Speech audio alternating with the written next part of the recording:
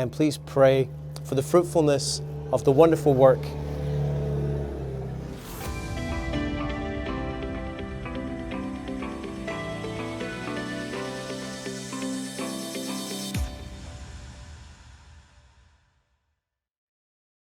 So you may be wondering where we're going. We are going to St. Anthony Parish. No, sorry, not St. Anthony Parish. The St. Anthony location, because it used to be the parish of St. Anthony. You may remember that Our Lady of Guadalupe Parish is an amalgamation or a merger of 5 communities. There was St. Peter's Parish, the oldest parish, the original parish. Then there was Immaculate Conception Parish, which came out of St. Peter's in the 1920s, 1923, I believe. And then St. Paul's Parish, which was about 1927, thereabouts. And then St. Anthony's Parish in the late 40s. And we had the Polish mission as well. So 5 faith communities, 4 locations, total of 14 buildings. And having gone through the process of assessing our buildings and the best way to use them, we did discern a 2-location parish. The main center being at the St. Peter's site, because the building is solid, it needs a lot of work. And the second location in North Dartmouth. Now, for a reminder for our parishioners, or for those who are not part of our parish, North Dartmouth, which we're entering into now, is got a higher rate of poverty. Some people say, why do you keep mentioning that? Well, it's part of our reality.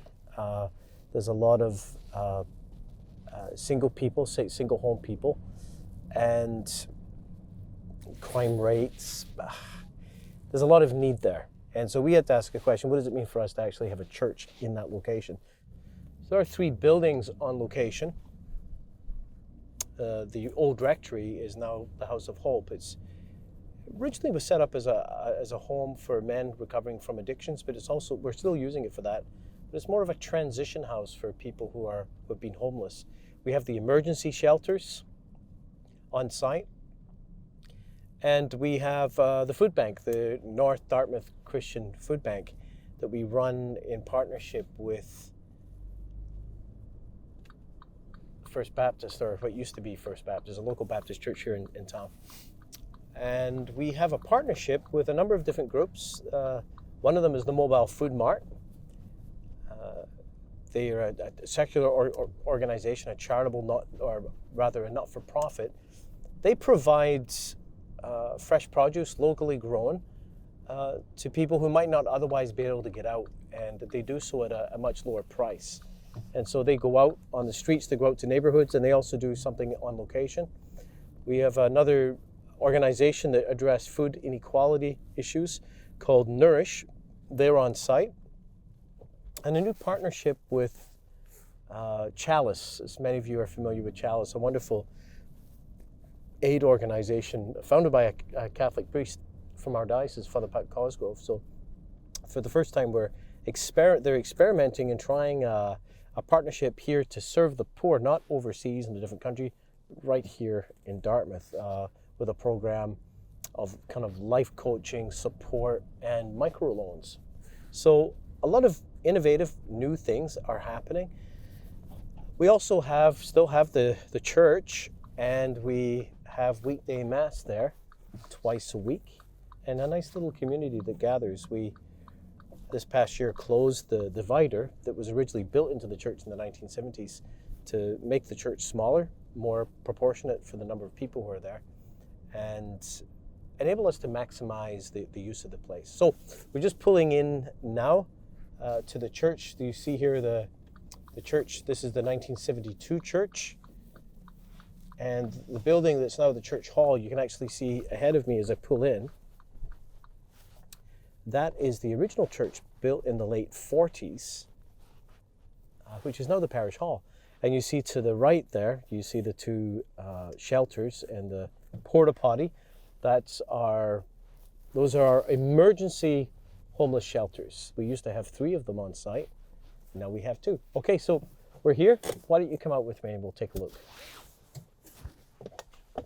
So this is the original entrance to the first church in this location that was built. This was the original church that was born out of St. Paul's Parish. Now, we've got a bit of a colorful entrance here, as you can see. Every year, once a year in the spring, many of our parishioners gathered here and we do a cleanup. And this is the project, one of the things the kids do. The kids will get paint and they decorate the entrance to the hall. Now, the primary use of this entrance now is on Thursdays when the food bank opens, and our food bank serves over 120 families every single week. Got some other statistics for you as well. Also in this location, we have an average of 32 people who access every single week programs supporting mental health. We have 100 plus people have participated in community events last year at this location as well, including the community barbecue, prayer groups, mental health workshops, and an event called Kairos Circle, which is for people who have been released from prison, I believe. It's related to prison ministry. You've already seen the two crisis shelters, and I mentioned the House of Hope, which is a 5-bedroom house for men.